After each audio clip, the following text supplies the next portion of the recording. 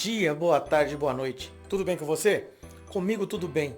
Hoje nós vamos falar sobre um assunto bem interessante no contexto bíblico, que diz assim: idioma, texto e contexto. Para iniciarmos, o texto que vamos ler aqui é Deuteronômios 3, no versículo 26. Tomai este livro da lei, ponde-o ao lado da arca da aliança do Senhor, vosso Deus, para que ali esteja por testemunho contra ti. A Bíblia, hoje, no mundo, nós temos aproximadamente 7 bilhões de pessoas. A Bíblia, ela é traduzida para aproximadamente 600 idiomas. Só que estima-se que existam aproximadamente 2.500 idiomas diferentes. Os estudiosos têm a ideia de que mais ou menos 1,5 bilhão de pessoas não têm a Bíblia traduzida para sua língua materna. É como se fosse assim: não tem o português do Brasil, mas tem o português de Portugal, que é aproximado. Mas o português do Brasil é como se não tivesse, quando a gente faz essa referência de língua materna. E nós deveríamos nos sentir muito felizes por saber que temos a Bíblia traduzida no nosso idioma, que tem pessoas que se preocupam com a fidelidade da tradução da Bíblia. Os que têm acesso à Bíblia e estudam com oração, recebem plenitude do Espírito Santo e conhecem o Senhor revelado em suas páginas. Então, quando nós temos a Bíblia traduzida, nós temos o privilégio, mas também a responsabilidade de estudá-la da maneira mais correta possível. A Bíblia é escrita como testemunho do plano divino de redimir a humanidade caída e da obra de Deus na história. Ela foi dada para nos instruir no caminho da justiça. Então a Bíblia, ela foi feita, ela foi escrita para nos orientar, para que nós pudéssemos escolher e saber o que fazer, qual a vontade de Deus para nós, e nos deu a responsabilidade de escolher aquilo que achamos melhor para nós. Isso faz com que nós nos responsabilizemos pelas nossas atitudes. Independente da versão que você tenha da Bíblia, a responsabilidade nossa é de estimarmos a Bíblia e darmos a ela o devido respeito, por ser a palavra de Deus. Em todas as línguas há palavras tão ricas e profundas em significado que são difíceis de traduzir adequadamente em uma única palavra para o idioma. Essas palavras exigem um amplo estudo do seu uso na Bíblia para a compreensão da amplitude do seu significado.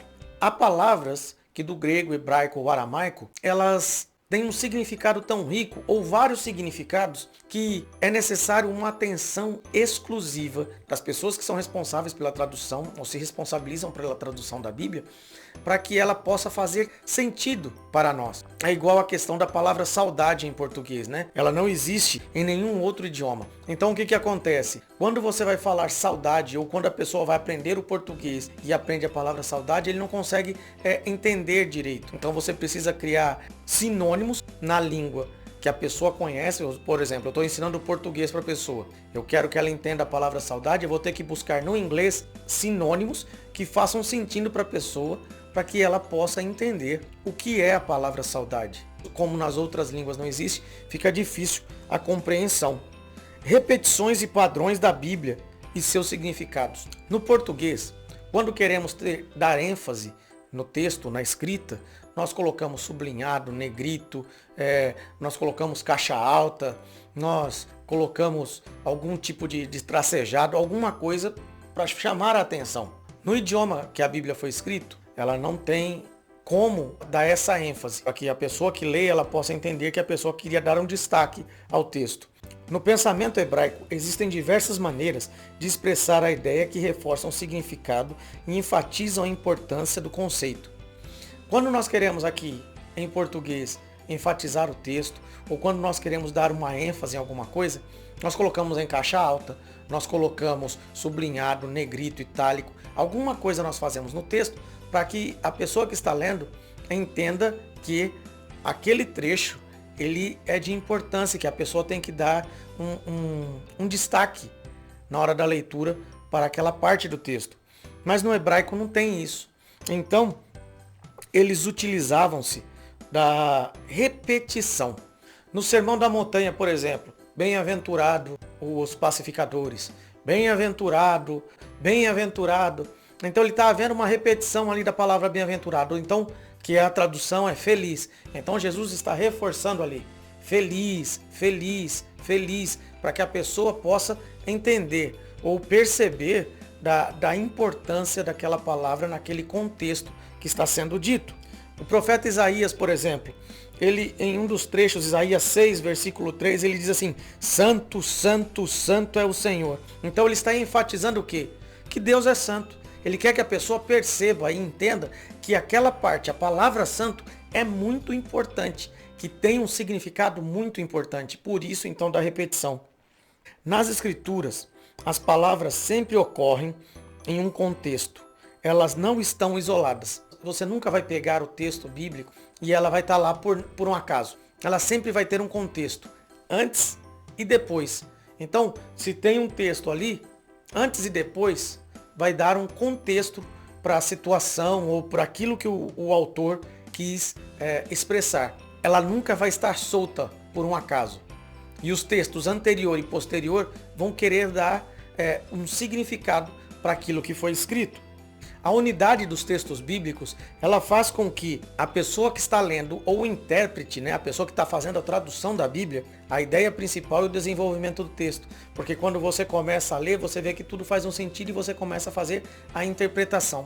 Por isso, é complicado quando você pega apenas um trecho, ou apenas uma parte da Bíblia, ou um versículo da Bíblia, e você lê ele isolado do restante. Porque isso vai fazer com que o texto possa estar fora do contexto. Então é necessário que você leia, às vezes, o capítulo inteiro, às vezes é necessário que você leia um livro inteiro, tudo aquilo que se refere àquele versículo na Bíblia, tanto no Novo como no Velho Testamento, para que nós possamos entender o que aquele texto, ou melhor, aquele versículo ou aquela palavra quer dizer realmente. Então por isso é importante o estudo da Bíblia num todo. As maiores unidades das Escrituras são os livros da Bíblia. Os livros bíblicos foram escritos para diferentes propósitos em diferentes contextos. A maior unidade da Bíblia são os livros bíblicos, né? Os livros, eles se completam. Quando você lê o livro de Isaías, quando você lê o livro de Daniel, quando você lê o livro de Gênesis, ele tem um sentido de começo, meio e fim. Várias pessoas escreveram, por volta de 40 escritores escreveram a Bíblia. É importante entender o contexto do que ele quis dizer. Um exemplo disso é, por exemplo, Moisés, que quando escreveu, é atribuído a ele os 5 primeiros livros da Bíblia, os Pentateucos, né, que é Gênesis, Êxodo, Levítico, Números e Deuteronômio. O livro de Gênesis, ele escreveu no período em que ele estava meditando sobre o assunto no deserto, aqueles 40 anos em que ele ficou cuidando, quando ele fugiu do Egito, ele foi cuidar de rebanhos, tal, se tornou um pastor. Ele começou a meditar em tudo que Deus havia feito. No princípio criou Deus os céus e a terra. E todo esse contexto bíblico veio à mente dele, no período em que ele estava vivendo. O estudo da Bíblia, acompanhado do contexto histórico, nos faz entender aquilo que os autores queriam nos passar. Tanto naquele período, né, no passado, quando para quem eles foram escritos imediatamente, quanto para nós hoje. Porque quando entendemos o contexto da Bíblia, entendemos por que os autores escreveram a Bíblia daquela maneira, nós passamos a entender o porquê está escrito aquilo na Bíblia e como foi escrito aquilo na Bíblia e para quem foi escrito. E nós também começamos a entender o que Deus quer para nós. Lembra quando eu falei lá no começo que a Bíblia ela é atemporal? Ela teve um sentido para eles no passado e ela também faz um sentido muito grande para nós hoje. E quando entendemos o sentido do passado ou por que ela foi escrita daquela maneira, nos ajuda a entender o contexto para nós nos dias de hoje. É isso que eu queria deixar para vocês. Um forte abraço e até o próximo vídeo. Valeu!